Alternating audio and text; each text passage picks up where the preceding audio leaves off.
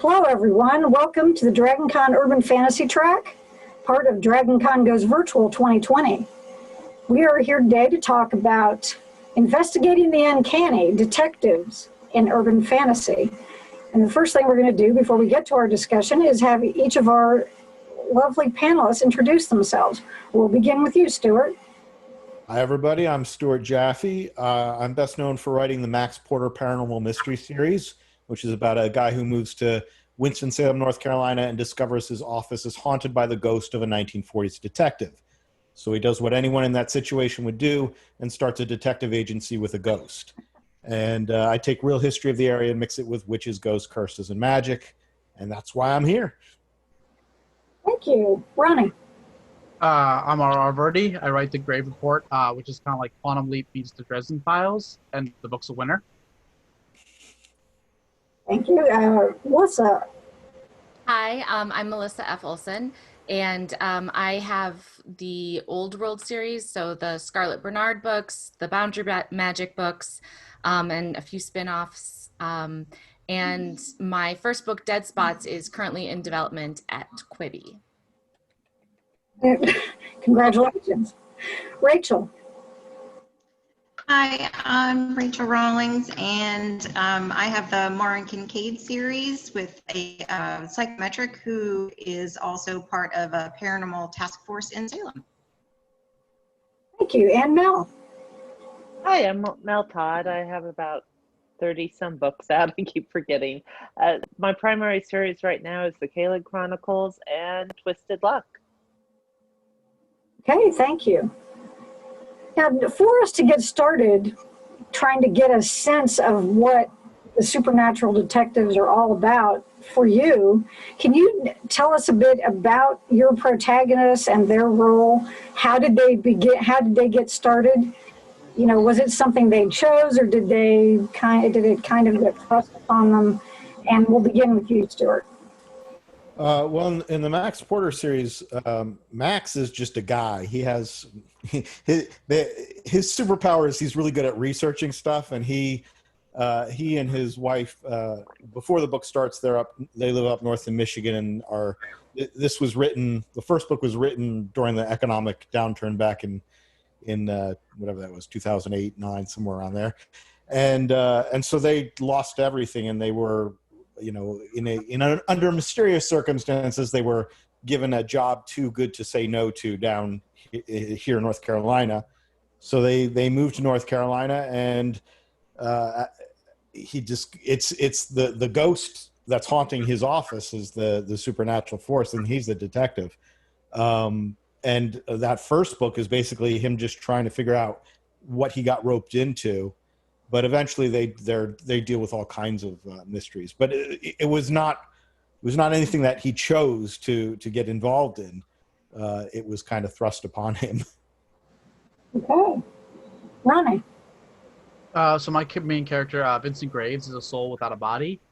He was killed by the paranormal, and he doesn't know what did it. So every day he wakes up in the body of somebody else killed by supernatural, and has to use their minds, bodies, memories, and skills to solve their murders.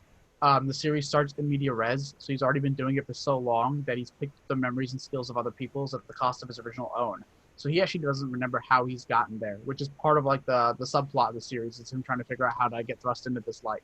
And he just hasn't gotten to that point yet in the books. Okay. Melissa. So for me, I've always thought of urban fantasy as sort of where the world of the supernatural meets the world of reality. So where magic and just our own real life exist together. So my two main characters in my Old World series, neither would call themselves a detective, but they serve that role because for one reason or another, they kind of walk that line between the two worlds. So my main protagonist, Scarlet Bernard, is a null. She has absolutely no useful skills or abilities or weapons, but whenever she's nearby, it nullifies all the magic in an area around her. So she ends up becoming sort of a great level playing field. And that is how she ends up getting sort of sucked into solving different, disturbances and crimes as they come up. Thank you. Rachel. So I'm similar to that, where my main character kind of straddles both worlds. She has her psychometric abilities, so that puts her kind of in that supernatural community. But the norms, as they are, came looking for her because wouldn't it be very helpful for the police department and the local task force to have someone who has those psychometric abilities and can help them on their investigations. So her kind of world has blended in with the non-supernaturals and aiding them in their investigations. Okay, thank you. And Mel? Well, mine started off a little bit differently in that both my main characters in the Caleb Chronicles are both police officers, and they kind of have a weird event that happens around the globe slam into them also. And so it isn't so much going to figure out mysteries as to try to figure out what's happened and to control it within their own lives.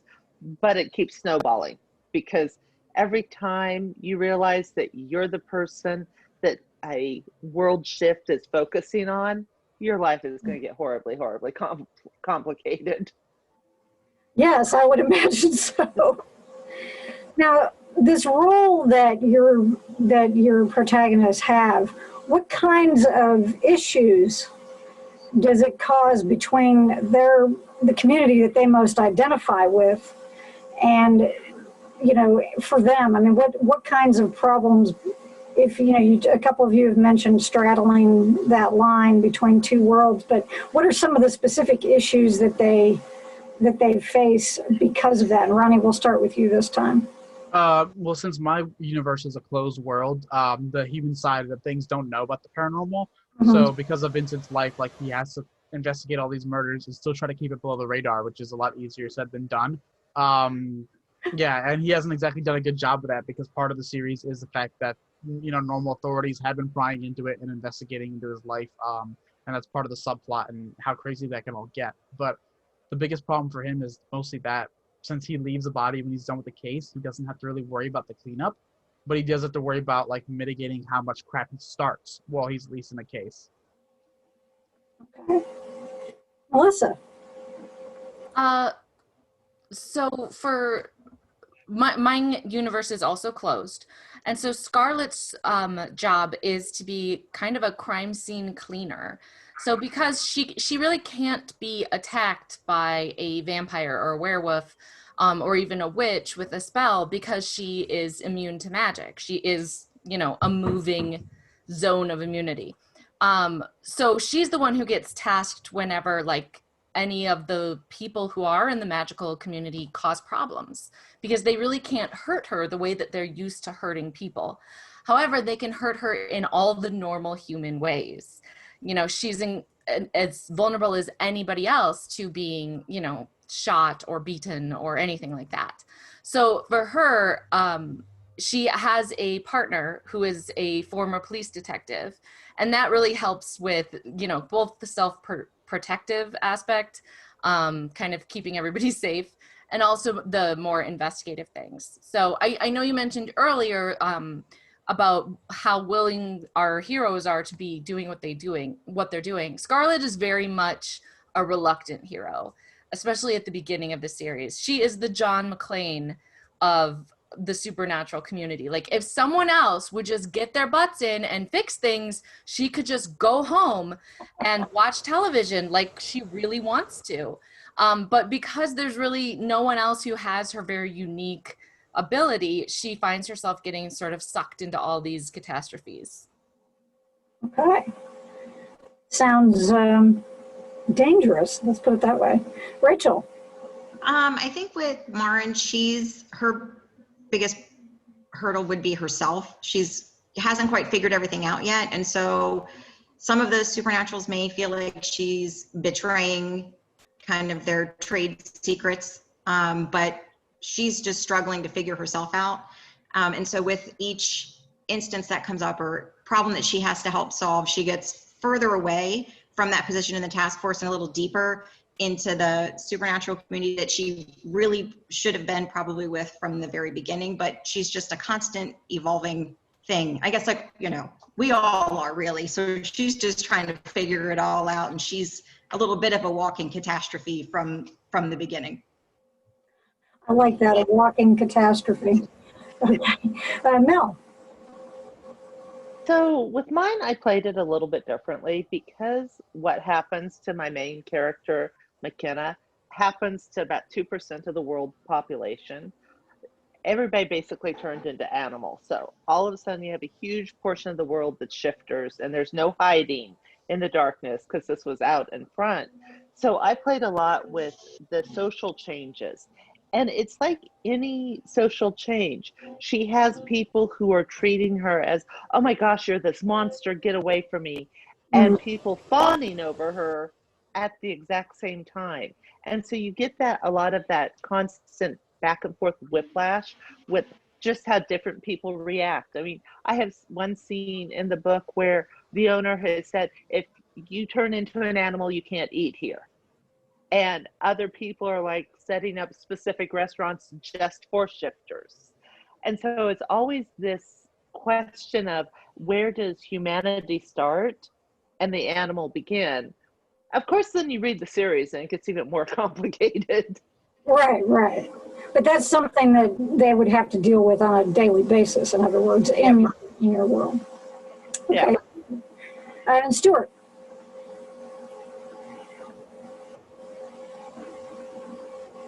Well, at the start of the series, it's like a reluctant Davy versus Goliath story. On the Davy side, you have Max, who's just a guy, and his ghost partner is Drummond. And Drummond is the only ghost he can see because Max disobeyed a rule and ended up touching a cursed item that got him connected to this ghost. Max's wife, Sandra, has always been a bit psychic. She's always been able to see ghosts, and so she has no problem seeing everything. And this trio is, they're the core, and really they're just trying to survive. They're just trying to make money and make ends meet and live. And on the other side is the Hull family, who has brought them down here. And in North Carolina, in Winston-Salem specifically, in real life, there are two big families. There's the Reynolds family, R.J. Reynolds Tobacco, which is enormous, and the Haynes family, Haynes Textiles, Underwear, T-shirts. They're both situated here, and for a long time, they just controlled everything. And so I made this fictitious third family, the Hulls, who control all the magic. And it's a closed world in this semi-closed. It's getting more and more open than people would like, in the witch community and so forth. And so you have this massive family with a lot of power trying to control Max and his little trio. And of course, things don't go the way anybody wants them to. So it's a constant battle between them. Yeah, and I find it interesting that how many of us are writing closed worlds versus open worlds, because both of my series are completely open worlds so that everybody knows about it, but it lets you do all these levels of conspiracy. But it also means that I don't have to constantly fight that battle you guys are doing with, oh, wait, so-and-so can't see that I just did magic and stuff. I find that interesting because I could never figure out how to write a closed world without somebody finding out about it in the first 10 minutes. It has occurred to me that as my series goes on, the world becomes less and less closed. Like, not that, it becomes public knowledge, but like somebody finds out and then another person finds out. And just like, if I write for another like 15 years, it's just going to be, we're just going to have collected all of humanity in the know. Yeah. So how many Well, people? I also find, at least Go ahead, So I was Stuart. going to say, I feel the world that I'm writing, at least initially, the main supernatural elements are witches and curses and ghosts, which people have heard of in real life. They just ignore or decide don't exist. That's true. So that helps. And then there's always the conceit that people have the ability to, even if they see if they see something levitate in front of them, spin around, spew green, and disappear, they'll say, oh, there was a gas leak, or there was, people want an excuse not to have to actually face something terrible. So that's how I get away with it a lot of the time. It's funny you say that because in one of my books, there are two vampires who are in Las Vegas and they decide to break just every law there is and put on a show.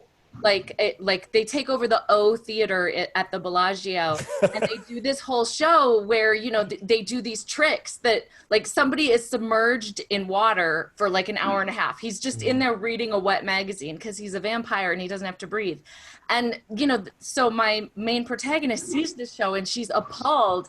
And everyone she sees it with is like, oh man, Vegas, right? That Dang. would be the most likely explanation. So yeah, exactly. People they see what they want to see.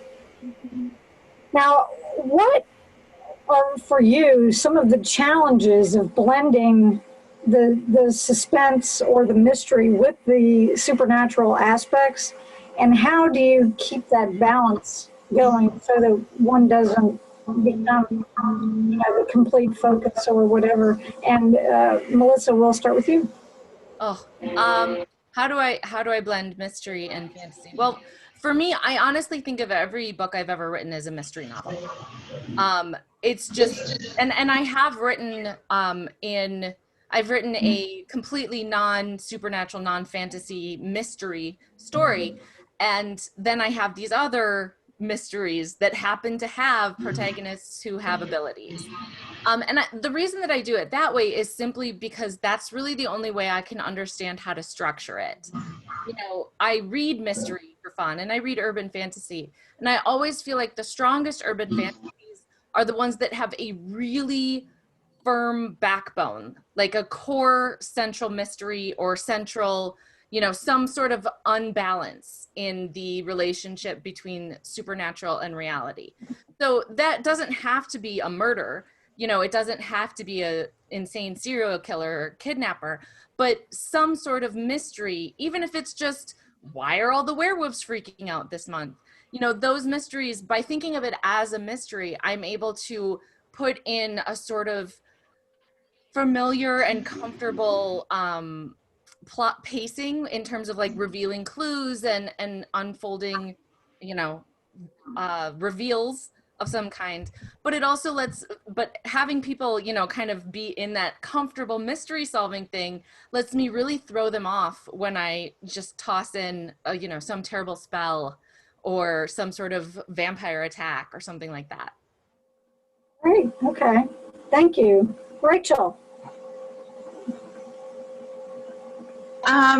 So I think for me, it's the power struggle, that imbalance, and then mine are kind of villain driven. So there's always, the plot is kind of pushed by that. And so I guess that just kind of moves things forward, and it doesn't alter the balance, because their world is kind of small, as far as, it's not closed or open. I guess it's a little bit of both. And so within that community, it's easy to keep the balance because they're always kind of, you know, moving from one disaster to another. So with that being the central focus, I guess it doesn't, for me anyway, I don't feel like, oh, okay, well, is this gonna spill out, because I just keep it a little bit tighter for them, I guess. Okay. And now you said that it's not quite one or the other. Do you mean by that there are some outside of the supernatural community that know that it exists, but it's not a widely known, it's not like an open thing? Right. Yeah. So there's some people who are in the know, and then, you know, and that's where they kind of initially brought Marin in. You know, they needed that person to navigate with them, Right. but it hasn't blown up and you know, where everyone knows everything that's going on. So there's some things that still have to stay hidden, and they have to, well, they do a lot of hiding in plain sight, I think, because like Stuart was saying, you know, we all want an explanation for something, or we're looking to rationalize something. So they do a lot of that. And I guess maybe that is my balance then, that maybe that's my struggle, is to make sure that they're still hiding in plain sight. Great. Thank you. No. So in my series Twisted Left, I took a leap of faith, and I'm starting book 4, so apparently it's working, but I'm writing it all first person. And one of the fun things of doing it first person is I'm playing with the fact that the main character, Corey, what she knows, and she'll even tell you, oh, I learned this in high school, isn't always the truth. And there is lots of times that she has run into things of everybody knows, to only find out, yeah, well, everybody might know that, but that doesn't actually mean that's the way it works. And so with first person, I get to play a lot with how she perceives magic, because she was taught in this really narrow scope. And as the series goes on, she's starting to see that magic is this huge thing, but most people still teach it as if that's all there is to it, because this you can control. And if you control information, you control people. And if you control people, you can control how they perceive things. So a lot of the fun, especially with first person, is because she only knows what she knows, the reader is always wondering what information does she, and it's not an unreliable narrator. It's just she firmly believes this can't happen because that's what she's been taught. And then you find out the hard way, well, actually it can. And the other fun thing that I'm having, especially with her, is it's every story she's growing up and she's learning things and her personality is changing and she's adjusting and she's becoming way more cynical. But it's that constant balance of learning what you thought the world was like. And I'm sure most of us remember graduating high school and thinking, oh, this is going to be great, I got this all figured out, to realize you don't know a darn thing about anything. And so I do more of that juggle than the magic versus the real world. I do the whole internal knowledge versus what reality really is. Okay, great, thank you. Stuart? For the Max Porter series, because part of what makes the series work is that there is real history in the books. So I have to do a lot of research to find, before I can even structure a novel of it, I have to find some piece of history that's interesting, unique to the area, but also has a hole in it, some kind of unknown that I can plug magic into. So, for example, there was after the Civil War, the North soldiers were, just kind of pillaging the South, and there was a train filled with gold that was headed to Winston-Salem from, I think from Savannah, and it disappeared. Nobody knows whatever. It stopped on its way. Everybody knows where it stopped. And the assumption is that a bunch of people came and took the gold, but nobody knows where the gold went. There are still people who will take metal detectors around the junction area where it supposedly stopped trying to find gold. I find something like that. I can use that. There's a real piece of history that I can plug into a mystery around, but I can, since nobody to this day knows what happened to it, I can make up what I want as far as witches and ghosts and things like that. So that's part of how I do that balance, is I find real things that have enough ambiguity that I can play with them. Okay. Ron? I just wanted to clarify the question one last time. You said you also wanted to talk about the struggles of keeping that balance between like the paranormal and the normal world.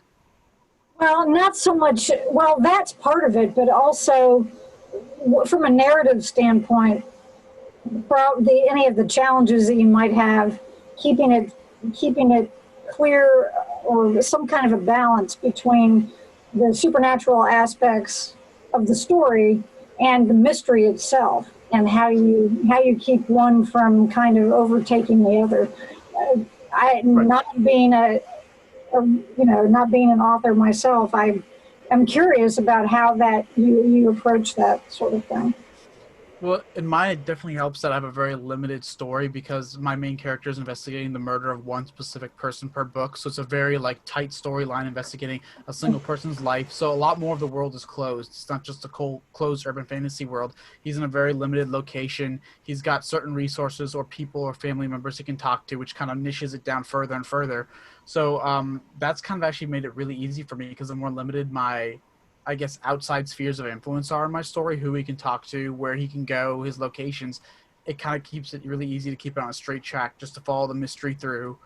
He's got limited resources and limited people, which means he can't like go too far out of the plot to like stories that don't connect back. And then on top of that, I really try to control the magics and mythology I allow in, so nothing gets too hand wavy, because then you can get really Deus Ex Machina and just wish it all away. And the tighter and I guess the more closer to the ground I keep magic, the more you have to rely on my protagonist's own skills or intellect to solve the mystery and to solve, you know, the final climax rather than just magic. Okay. Now, kind of along those same lines, how do you make sure that you don't have the plot of whatever mystery is going on in your story, that doesn't overcome character?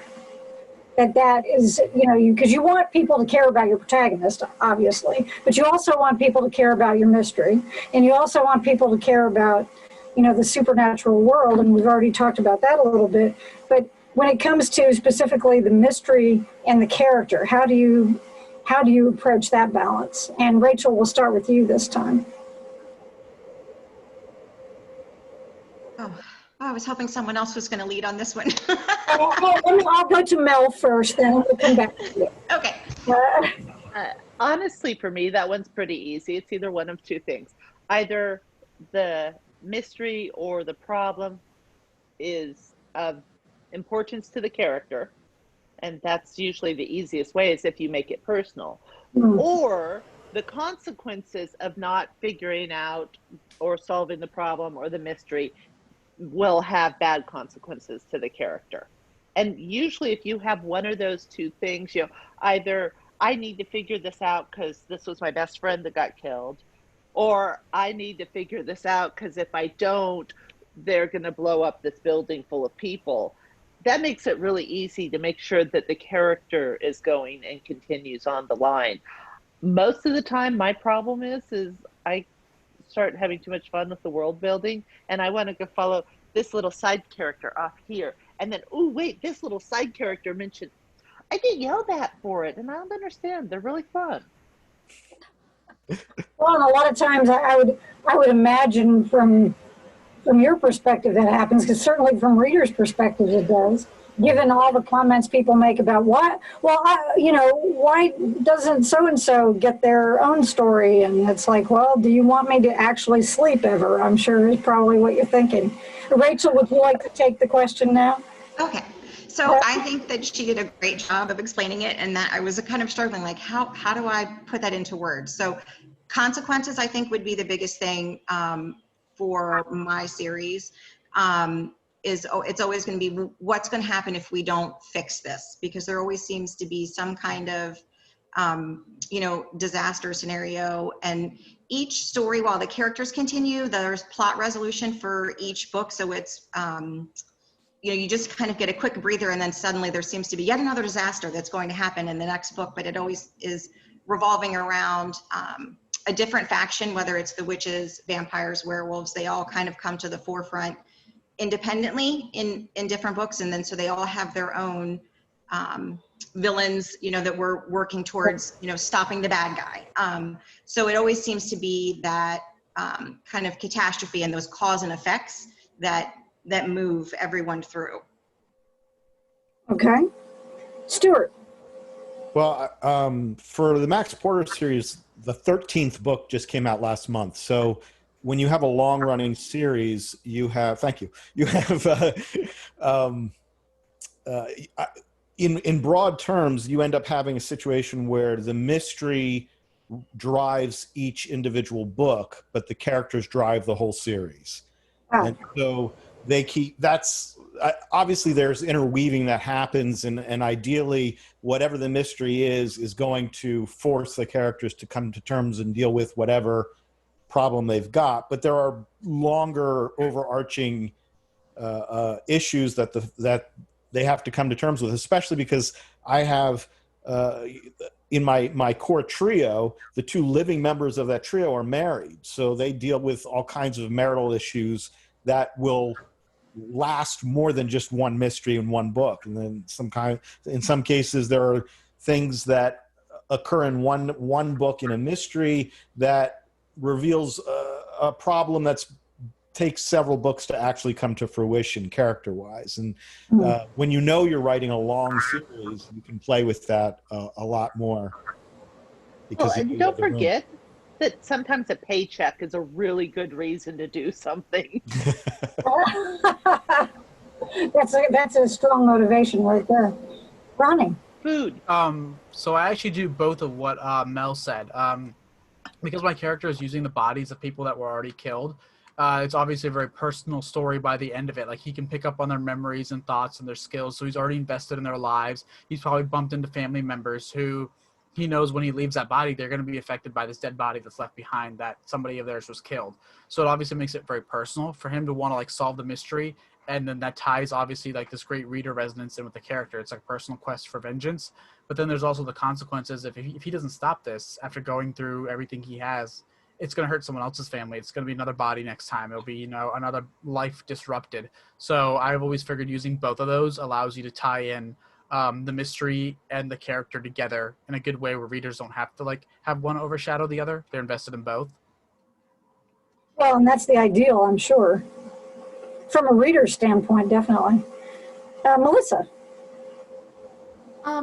Yeah, there are a few things I do. I tend to, in my head, I think of my Scarlet books as a coming of age story. Not because they're not YA, but just she starts the series in, like, her early 20s, and very reluctant hero, very unwilling to get involved. And so her sort of development over the series is to kind of grow up enough to think of herself as a person who makes change in the world. And then my Lex books, the Boundary Magic series, I think of as an origin story, because that character in her first book, she finds out about magic, and that she has the witch abilities, which she had no idea her entire life. So I think of them in that way. One is a coming of age and one is an origin, and that really helps me just sort of figure out their trajectory across books. It also really helps to, when I start writing one book, I really think about, okay, well, how am I going to knock Scarlet down this time? What villain would most tick her off? But I also kind of plan my protagonist development in trilogies. So there was, Scarlet had 3 books, and then I wrote 3 Lex books, and then I wrote 3 Scarlet books. And so because I was working in trilogies, I could plan an arc for them that went across all 3 of those.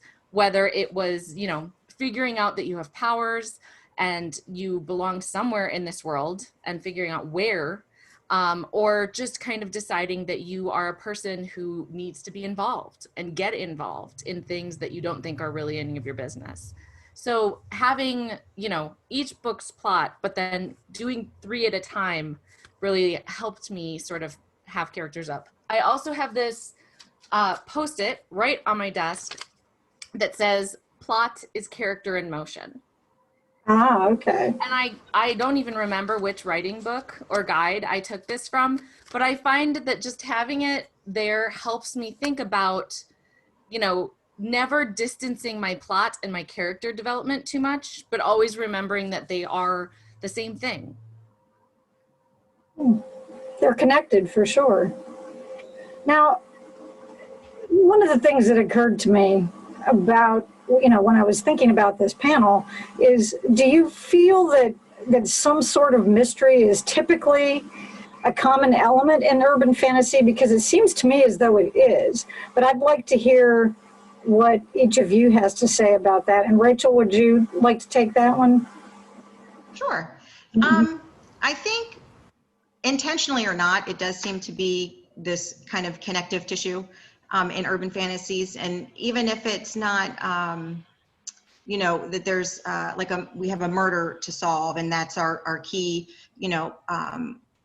driver for the plot, there is always still something, whether it's, maybe there's a rogue werewolf that's coming in and they're going to challenge the local pack leader for, the alpha position. And, that creates this tension and why are they here and what's happening? Is there, some other outside driving factor, a master manipulator that's trying to throw off all of the hierarchy? But there always seems to be some kind of mystery element that's driving our action.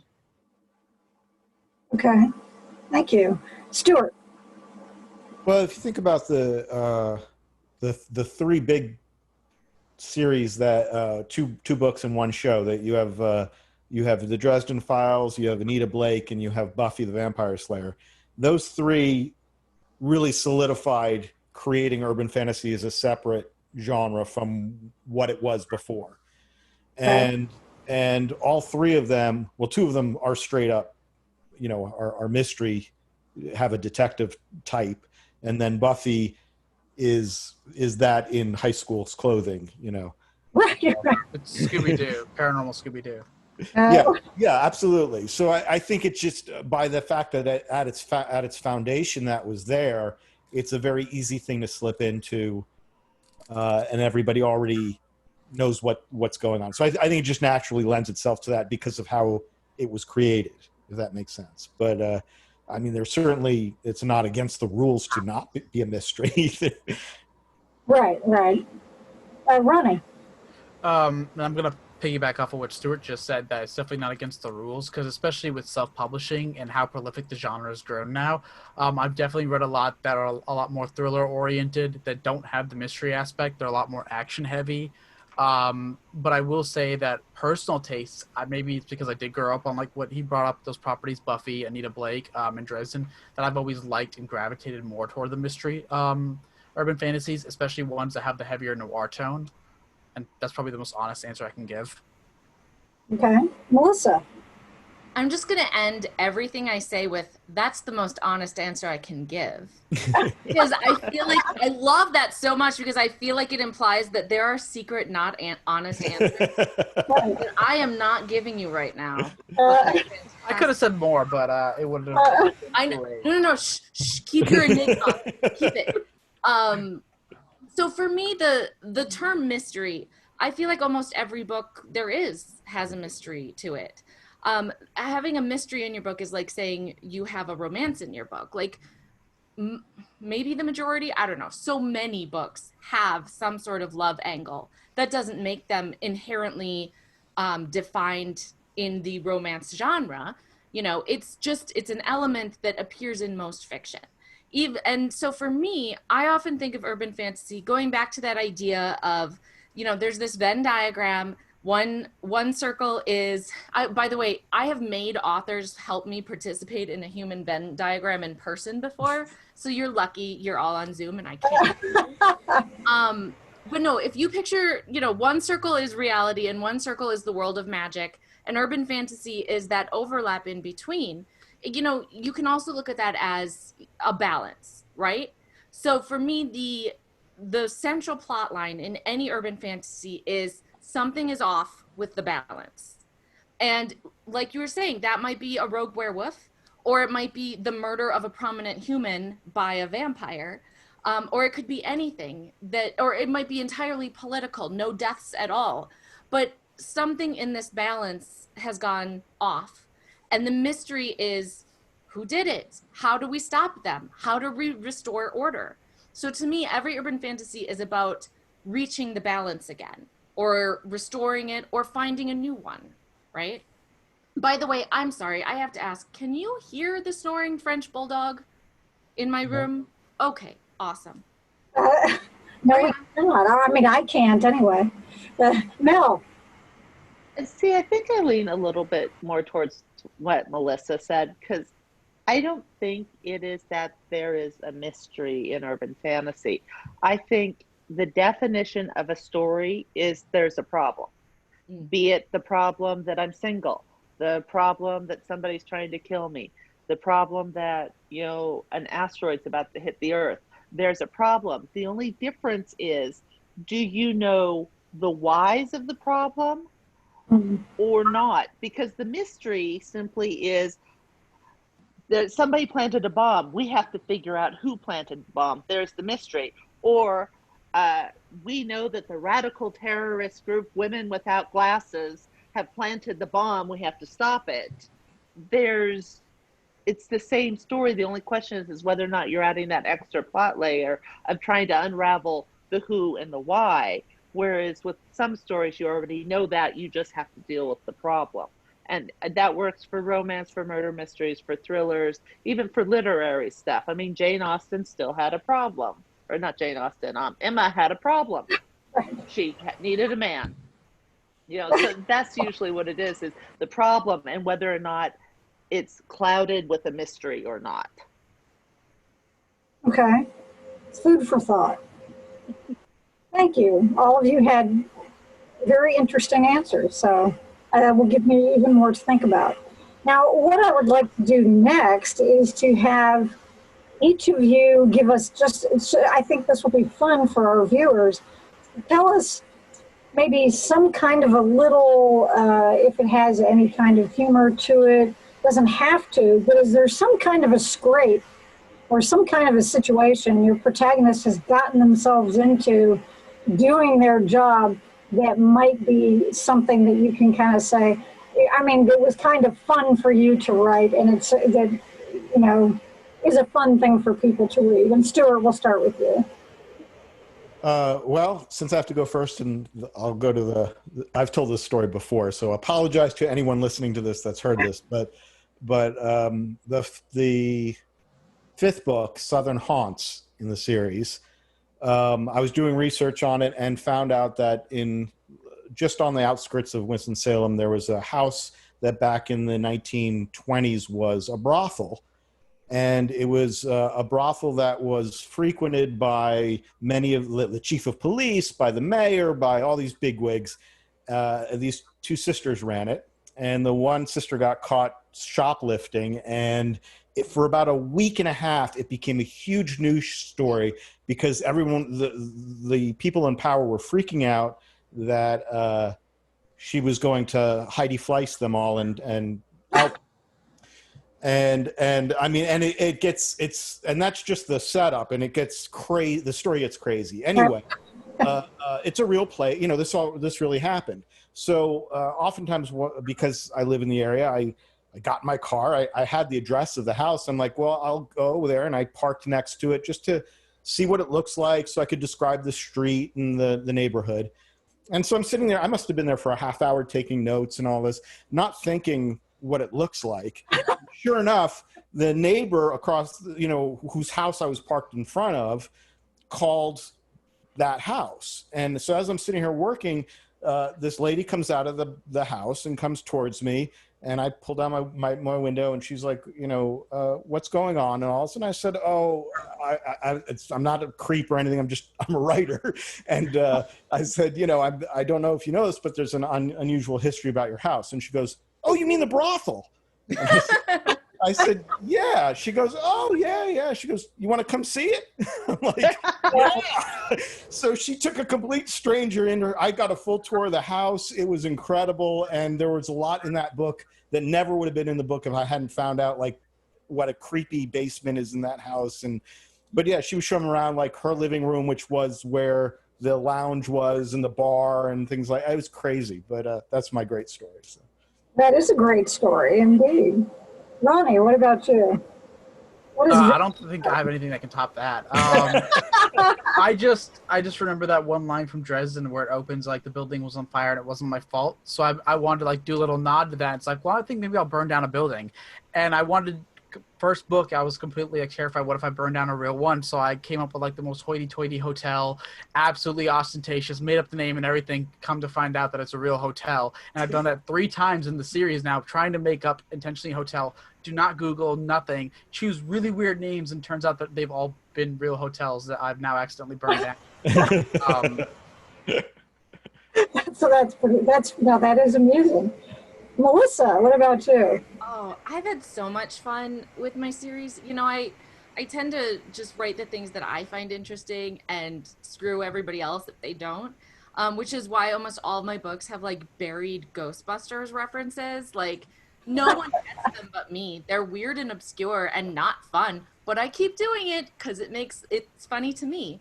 But one would be when I was my tour novella series, I did an event here in Madison with a writer friend, Alex Bledsoe, where we both did a reading, you know, about one of our vampire books because it was the release of my new vampire series. And Dracula had been mentioned in the news at some point, and so during the Q&A, one of the people, you know, raised their hand and was like, you know, Alex, you've talked about Dracula being such an influence on you. Would you ever write like one of these Dracula sequels? And Alex was like, honestly, Alex reads Dracula every October, like famous, every single October reads Dracula. And he's like, honestly, I just can't imagine ever like trying to be like Bram Stoker, because I feel like anything I did would be like trying to be as good as Dracula, and I'm just never going to really, you know, climb that mountain. So I can't imagine the like disrespect of trying to follow up with my own Dracula book. And then he looks at me and I'm like, well, hold my beer. And so then I had not so my next book, it wasn't Dracula himself, but Lucy and Arthur Homewood, who are secondary or tertiary characters in Dracula, they are the vampires who travel the world putting on shows, and they decide to set up in Vegas. And so I have Lucy and Arthur Homewood putting on a show in the theater at the Bellagio that is called Demeter, which is the name of the ship that Dracula took to London. And I just did all of this because I thought it would be funny. Well, it is funny. Yeah. I went to Vegas. I went and saw shows. I took photos and made diagrams of the theater. I spent all this time thinking about, well, what would a show this scale be like? You know, like I invented a freaking show on the scale of like a Broadway musical just to like poke fun at Alex, really? Yeah.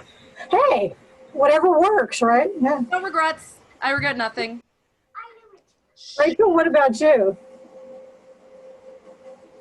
Oh my goodness, I'm feeling suddenly so boring. You guys are great. These are fantastic stories. And I'm sitting here like, I can't, never mind topping one. I can't top any of these right now. I'm like, so I don't know. I think for me, the one I had the most fun with, and this is probably what happens to all of us, I think any writer who might stay up far too late and watching way too much History Channel, was they had a series that was called Vampires in New England. And I was like, my family's from New England. How do I not know about this? This is crazy.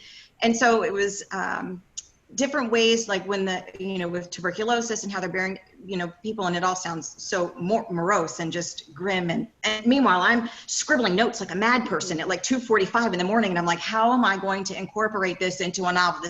This needs to happen, vampires are really going to be buried this way, and they've already been here all this time. And pages of notes later, just bloodshot eyes, going to the day job the next morning, and looking like I've been just hair of the dog all night. And I'm like, no, really, I'm just super nerdy, and I've been up all night writing notes. This is totally normal. You don't do this? What? I'm the only one? So. Oh, that is good. That is good. Mel. God, I'm boring. I'm like trying to think. I mean, because I like live in my own little world, with everything going on. I haven't really left my house outside of groceries for 6-7 months at this point. Right. At this point, who knows how long? Well, what about one of your protagonists then? What is a situation you've gotten himself? So, do you guys remember a series starring D.B. Sweeney called Strange Luck? Yep. Old 80s series. I always just really loved good that show, idea. too. Oh, I loved it. But I just loved the idea of having weird things just happen. And so in my world, I created something that's called Murphy's Cloak. And it's an entropy spell that you can basically put on someone. Well, this character has the entropy spell on her all the time. You find out about this in book 2. But so weird things always happen to her. Always. And we all know that sometimes the weirdest chain of coincidences that look like they could never happen, we have seen these sorts of things happen. So I have the character, she's got hurt at work, she's walking across the parking lot to go into the grocery store to get a prescription. One of her frenemies, the one that just drives you up nuts, is coming out and a car almost hits him and his bag of stuff flies in the air. Well, first the eggs hit her in the head, and then the bottle of olive oil slams at her feet, and then the flour opens up and covers her, and then the sugar, and then all the blueberries. So she is literally standing there covered with a blueberry muffin from head to toe and just looking at him, going, I hate you. I hate you all. And that's funny because it's an everyday kind of thing that could happen to anyone. I mean, hopefully not, but it could. So, well, and you've seen some of the really weird, if you are a YouTube, one of those people who end up going down YouTube holes, which I have done more than once, you see things that just on the little clips that you would never have expected to actually happen. And so it really is funny sometimes what can happen just by weird chance. especially that all of those ingredients were in the bag at the same time and then were on the person. Well, no. He had actually gone shopping to make blueberry muffins, but that's just what Right. He did. her. He did, yes. He made one very large blueberry muffin. Now, for our last question, what I would like to find out is who are some of your favorite detectives in books or media? It can be, something with a supernatural, paranormal element, or something without. And Ronnie, what about you? We'll start with you first. I'm probably gonna say after Dresden, obviously, it's definitely gonna be Spencer by Robert Parker. I mean, I grew up with those mystery books. I actually found them before I found Dresden, so hands down him. Okay, great, thank you. Melissa? I'm just sitting here scrolling because I've done so much binge watching during quarantine that I feel like my head is just filled, especially with I think I got a trial of the Acorn channel or whatever, so like 1,000 British detectives. And I would have to say, just because that's what's on my mind today, if you asked me this question tomorrow, I'm sure I'd have a different answer. But Vera on the TV show Vera is just, she's so delightful because she's a middle-aged woman. She wears whatever she wants. She has an ugly hat on most of the time. She gives no F words about anything. And then she's like the master of the question that sounds innocent and then you realize that it's actually being stabbed in the heart. Whenever she calls someone pet, she'll be like, oh, picked that shirt out yourself, did you, pet? Or something. It is brutal. And the whole time she looks like just this mild-mannered, old, lovely grandmother who might bake you cookies. And instead, she is this brilliant detective. So and just the fact that, so many of the female detectives you see have to be super sexy and always, they always find a way to get Lucifer's detective friend in something skin tight. And I always feel kind of bad for her. So I just love that Vera just does whatever she wants and solves these crimes. Cool. Have to check her out sometime. Rachel? Well, I probably going to show my age here. So I grew up with Murder, She Wrote and Columbo. Yes. Okay. Thank you.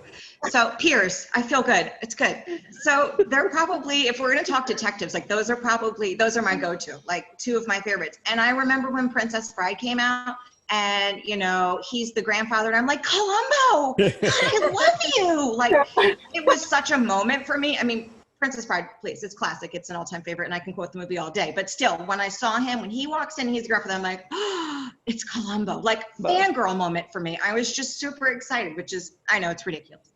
But if we're talking urban fantasy, I mean, I feel like Anita probably started it all for me, but she may not be qualified. I guess some people might not qualify her as a detective per se, but I love Rachel Morgan. I mean, Kim had the Hollow series for me. That was I one-clicked. Well, it was before one click. I mean, I was at the bookstore buying the hardback every release day. That's where you would find me. I mean, that was just totally it for me as far as my urban fantasy books would go. That was it. But Columbo all the way, if we're talking TV. Okay, thank you. Mel, what about you? Well, see, I was going to start off with, okay, people, I grew up watching Murder, She Wrote, so. Well, there you I go. mean, the one right now, and it's still one of my favorite, it is actually one of the few book series they actually made a good Lifetime TV series of, is called Blood Debt, and the main character was a detective named Vicki Nelson. And one of the things that I loved about her is it's one of the few that I've ever seen that took a real life disability and actually made it part of the story. And the main character, she was a police officer who got kicked off the force. And the reason she got kicked off the force is she developed something called retinosis pigmentosa, which is a really rare condition that takes your eyesight, so you can see everything, and slowly makes it do this until you're seeing the world through this tunnel, and that's all you can ever see. And eventually it would completely close and she'd be left 100% blind. So it was great because she would get blindsided physically a lot, because if she didn't turn and look, she couldn't see anything that wasn't directly in front of her. And her partner was a vampire, which is what counts as urban fantasy. He made a living writing romance novels. Right. Yeah, that was a good show and a good book series. I agree. They did a good job on the show, and that's rare for me to say that they actually faithfully translated something into TV. Most of the time, they ruin it horribly. Well, and I think that if it had come out, maybe 10 years later, that it would have lasted longer. It was unfortunate. Probably. Stuart. Well, obviously, like everybody here, there's endless detectives that we could list and be like, oh, I love that one. I love that one. I love Monk. It just goes on and on. But I'm going to go back to my many, many, many decades ago when I was a kid and recommend a gateway drug for other kids to get into this stuff, which I'm pretty sure they're still making them, is the old Alfred Hitchcock and the Three Investigators. Yes. And that was the thing that to this day, I remember those books. And I would, my brother had every Hardy's Boys, and I'd read them, but they didn't nearly grab me like these did. And, Let's go really old. Encyclopedia Brown. Oh, I sure. was just thinking Encyclopedia Brown, and his friend Sally, who was the muscle. Yes. But in terms of getting into, the Hitchcock ones had that spookier, sometimes supernatural element. Usually it was almost like a Scooby-Doo thing, where in the end it really wasn't, but it was enough to get me. I mean, I was already into science fiction and fantasy by that point anyway, but it really helped drive the point home. So I'll throw those out there. Great. Well, I want to thank all of you for being with me here today.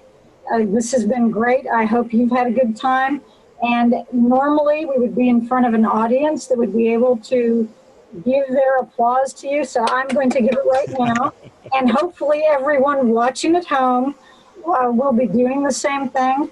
But again, I appreciate so much your time for being here. And we hope that we'll get to see everybody actually in person next year. And that goes to all of you, and to our viewers as well. So, again, thank you very much. And we will look forward to seeing what else DragonCon Goes Virtual 2020 has to offer. Thank you. Thanks, Carol. Thank you. Thanks so much.